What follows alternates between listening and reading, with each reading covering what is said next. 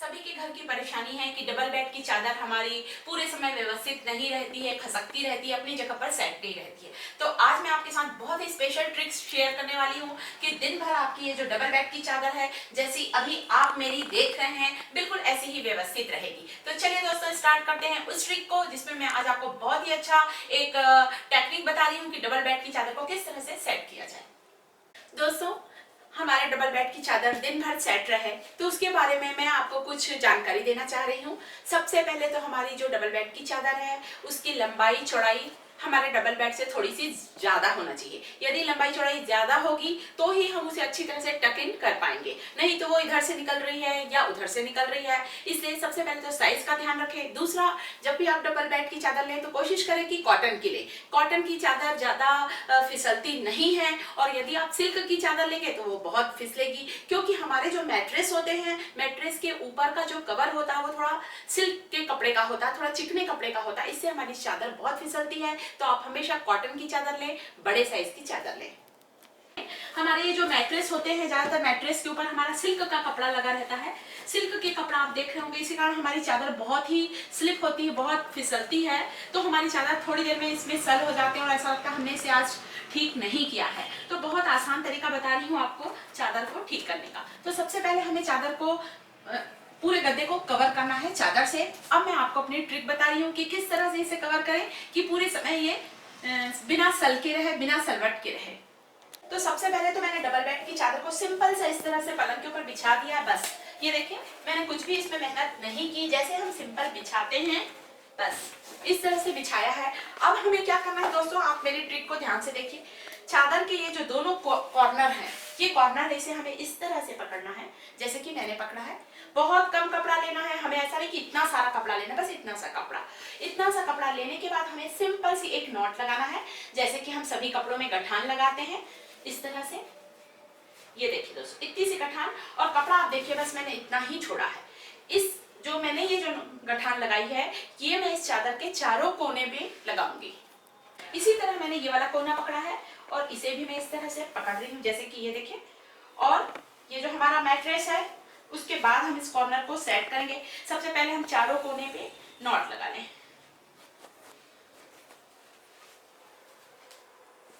ये देखिए, इस कोने पे भी मैंने नॉट लगा ली है। अब मैं वो दोनों कोनों पे नॉट लगा रही हूँ। उसी तरह मैं ये जो कॉर्नर है उसमें भी मैंने इस कॉर्नर को पकड़ा है और इसमें भी मैं बिल्कुल सिंपल सी नॉट लगा रही हूँ। दोस्तों, आप इसे जरूर करिए, आपके डबल बेड की चादर पूरे समय व्यवस्थित रहेगी, बिल्कुल भी फिसलेगी नहीं।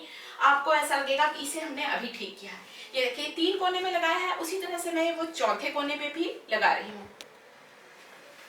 इसी तरह ये जो 4th कोना है, इसमें भी मैं नॉट लगा रही हूँ। चारों कोने पे हमें नॉट लगाना है। तो दोस्तों आप देखिए, ये चारों जो कोने हैं, चारों कोने पे मैंने नॉट लगा दी है। अब मैं आपको इसकी आगे की ट्रिक बताती हूँ कि हमें क्या करना है। अब हमें सबसे पहले मैं आपको पहला कॉर्नर बता रही हूँ कि किस तरह से करना है। ये जो नॉट है हमें लेना है इस मैट्रेस पे। ये देखिए, इस मैट्रेस को मैंने उठाया और उठाने के बाद मैंने इसे रखा ऐसे कि नॉट हमारी बिल्कुल कॉर्नर पर आए, मैट्रेस के बिल्कुल कॉर्नर पर आना चाहिए। और कॉर्नर पर जैसे ही हम रखे इसे, इस तरह से इसे दबा दें और चारों तरफ से हमें इसे टक इन करना है। ये देखिए, जैसे कि मैं करती जा रही हूँ। अब आप देखिए दोस्तों, इस तरह से हमें इसे टक इन करना है और टक इन करते करते मैं इस कोने तक आ रही हूँ। और इस कोने पे ये जो नॉट दिख रही है आपको, इस नॉट को भी मैं बिल्कुल वैसे ही अंदर कर रही हूँ। और अंदर करने के बाद अब आप इस कॉर्नर को देख सकते हैं कि कितनी अच्छी इसमें फिनिशिंग आई है। अभी तक हमने सिर्फ इतना ही हिस्सा ठीक किया है।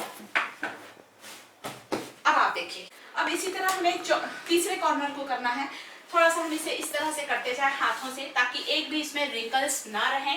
इसलिए मैं इस तरह से इसे हाथों से दबाती जा रही हूँ और इस कॉर्नर तक आ रही हूँ। अब आप देखिए दोस्तों, इसे भी हम थोड़ा सा ऐसे खींच लें।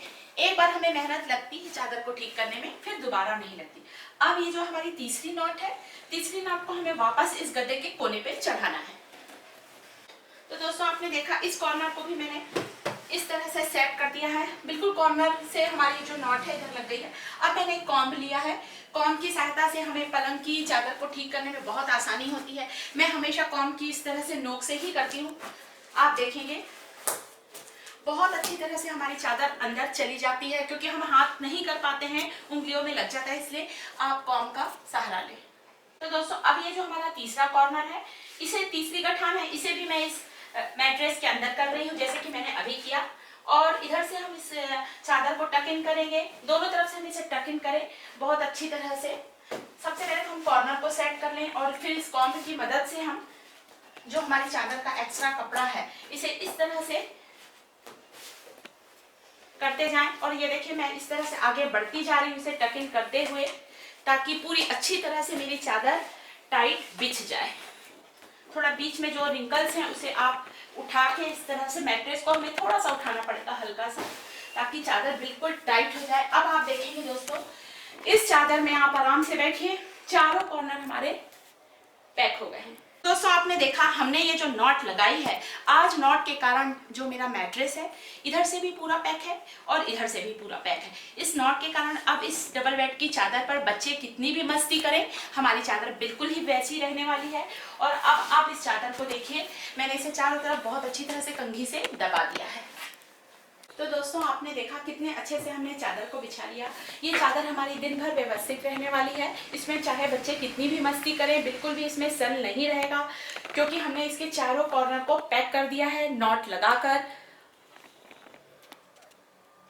तो दोस्तों आप यदि इस ट्रिक से अपने घर की डबल बेड की चादर को बिछाएंगे या सिंगल बेड की चादर को भी इस ट्रिक से आप बिछाएंगे तो दिन भर आपकी चादर सेट रहेगी, इधर उधर खसकेगी नहीं, पूरे समय अपनी जगह पर टिकी रहेगी। ये घर घर की परेशानी है कि हम डबल बेड की चादर सुबह तो बहुत अच्छी बिछाते हैं परंतु थोड़ी देर में खराब हो जाती है। परंतु आप इस ट्रिक को फॉलो करें और कमेंट करके मुझे बताइए क्या ये ट्रिक आपको समझ में आई, और यदि आई तो ये ट्रिक कैसी लगी।